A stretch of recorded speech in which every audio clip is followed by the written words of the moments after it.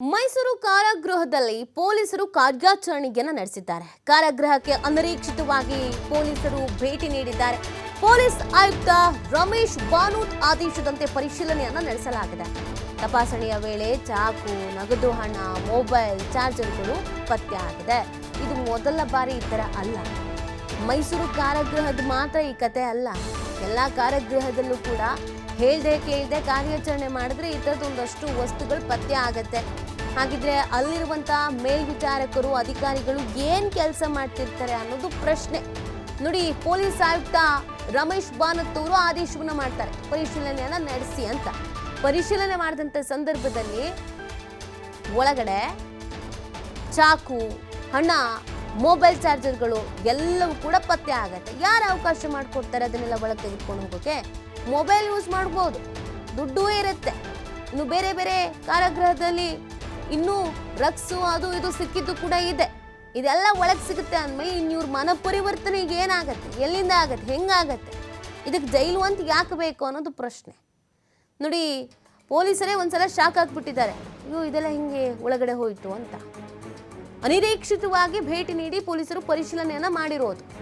Police ಆಯುಕ್ತರು ಒಂದು ಆದೇಶ ಮಾಡ್ತಾರೆ, ಪರಿಶೀಲನೆಯನ್ನ ಮಾಡಿ ಅಂತ. ಆ ಸಂದರ್ಭದಲ್ಲಿ ತಪಾಸಣೆ ಮಾಡುವಾಗ ಮೊಬೈಲು, ಚಾರ್ಜರು, ಚಾಕು ಇದೆಲ್ಲ ಸಿಕ್ಕಿದೆ. ಸೊ ಇದೀಗ ಬಹಳ ಆಕ್ರೋಶ ಕೂಡ ವ್ಯಕ್ತವಾಗ್ತಾ ಇದೆ. ಸಾರ್ವಜನಿಕರು ಯಾರು ಇದರ ಮೇಲ್ವಿಚಾರಕರು ಇರ್ತಾರೆ, ಯಾರು ಇದನ್ನೆಲ್ಲ ನೋಡ್ಕೊಳ್ತಾರೆ, ಅವರಿಗೆ ಸ್ಟ್ರಿಕ್ಟಾಗಿ ಆ್ಯಕ್ಷನ್ ತೆಗೆದುಕೊಳ್ಳಿ ಅಂತ ಆಗ್ರಹಿಸ್ತಾ ಇದ್ದಾರೆ. ಪ್ರತಿ ಬಾರಿ ಹೀಗೆ ಆಗತ್ತೆ, ಅಲ್ಲಿ ಮೇಲ್ವಿಚಾರಣೆ ಮಾಡೋದೇ ಸರಿ ಇಲ್ಲ. ಹೇಗೆ ಚಾಕು ಎಲ್ಲ ಒಳಗಡೆ ಹೋಗುತ್ತೆ, ಒಳಗಡೆ ಹೋಗೋದಕ್ಕೆ ಹೇಗೆ ಅವಕಾಶ ಸಿಗುತ್ತೆ, ಮೊಬೈಲೆಲ್ಲ ಹೇಗೆ ಬಳಕೆ ಮಾಡೋದಕ್ಕೆ ಬಿಡ್ತಾರೆ, ಮೊಬೈಲೆಲ್ಲ ಬಳಕೆ ಮಾಡೋಕ್ಕೆ ಬಿಡ್ತಾರೆ ಅಂತಂದರೆ ಅವರು ಹೊರಗಿನ ಪ್ರಪಂಚದ ಜೊತೆಗೆ ನಂಟಿಟ್ಕೊಂಡಿರ್ತಾರೆ, ಕಾಂಟ್ಯಾಕ್ಟ್ನಲ್ಲಿ ಇರ್ತಾರೆ. ಮತ್ತು ಜೈಲಿಗೆ ಯಾಕೆ ಹಾಕಬೇಕು? ತಗೊಂಡೋಗಿ ಯಾವ್ದಾದ್ರು ಹಾಸ್ಟೆಲ್ಗೋ ಅಥವಾ ಯಾವುದಾದ್ರೂ ಹೋಟೆಲ್ಗೋ ಬಿಟ್ಬಿಡಿ. ಎಲ್ಲ ಸವಲತ್ತನ್ನು ಕೊಟ್ಟು ಅವ್ರು ಇರ್ತಾರೆ ಅಂತ ಅಂದಮೇಲೆ ಅದಕ್ಕೆ ಕಾರಾಗೃಹ ಅಂತ ಯಾಕೆ ಕರಿಬೇಕು? ಇನ್ನು ಬದಲಾವಣೆ ಎಲ್ಲಾಗತ್ತೆ, ಶಿಕ್ಷೆ ಅಂತ ಎಲ್ಲಾಗತ್ತೆ? ಏನೋ 15 ದಿನ ಅಥವಾ 1 ವರ್ಷ 2 ವರ್ಷ ಹೋಗಿ ಯಾವುದೋ ಒಳ್ಳೆ ಕಡೆ ಇದು ಬಂದಂಗೆ ಆಗಲ್ವಾ? ಅದು ಪ್ರಶ್ನೆ. ಈ ಬಗ್ಗೆ ಮತ್ತಷ್ಟು ಮಾಹಿತಿಯನ್ನು ನೀಡ್ತಾರೆ ನಮ್ಮ ಪ್ರತಿನಿಧಿ ಪುನೀತ್. ಪ್ರತಿ ಬಾರಿ ಕೂಡ ಈ ಥರ ಆಗುತ್ತೆ. ಕಾರಾಗೃಹ ಅಂತ ಹೇಳೋದಷ್ಟೇ, ಒಳಗಡೆ ಏನೆಲ್ಲ ಸಿಗಬಾರ್ದು ಅದೆಲ್ಲ ಸಿಗುತ್ತೆ. ಸೊ ಈಗ ಮೈಸೂರಲ್ಲೂ ಅದೇ ಕತೆ ಆಗಿದೆ. ಏನಾದರೂ ಆ್ಯಕ್ಷನ್ ತೆಗೆದುಕೊಂಡಿದ್ದಾರಾ ಅಲ್ಲಿನ ಮೇಲ್ವಿಚಾರಕರು ಅಥವಾ ಅಧಿಕಾರಿಗಳಿಗೆ? ಈಗಾಗಲೇ ಆ ಒಂದು ಸ್ಥಳಕ್ಕೆ ಭೇಟಿಯನ್ನು ಕೊಡ್ತಕ್ಕಂಥ ಒಂದು ಕೆಲಸವನ್ನ ಅಧಿಕಾರಿಗಳು ಮಾಡಲಾಗಿರ್ತಕ್ಕಂಥದ್ದು. ಮುಖ್ಯವಾಗಿ ಮೈಸೂರಿನ ಕೇಂದ್ರ ಕಾರಾಗೃಹ ಏನಿದೆ, ಈ ಒಂದು ಕಾರಾಗೃಹದಲ್ಲಿ ಏನೋ ಅಂದ್ರೆ ಬಳಸಲು ಅರ್ಹವಾಗದೇ ಇರುವಂತಹ ವಸ್ತುಗಳೆಲ್ಲವೂ ಕೂಡ ಅಲ್ಲಿ ಇರ್ತಕ್ಕಂಥದ್ದು.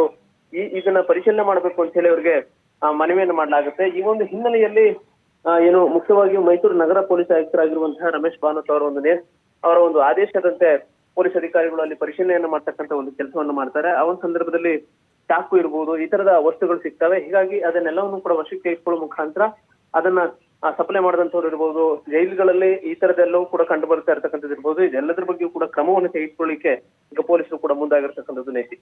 ಓಕೆ, ಧನ್ಯವಾದ ಪುನೀತ್, ತಮ್ಮ ಡೀಟೇಲ್ಸ್ಗಾಗಿ.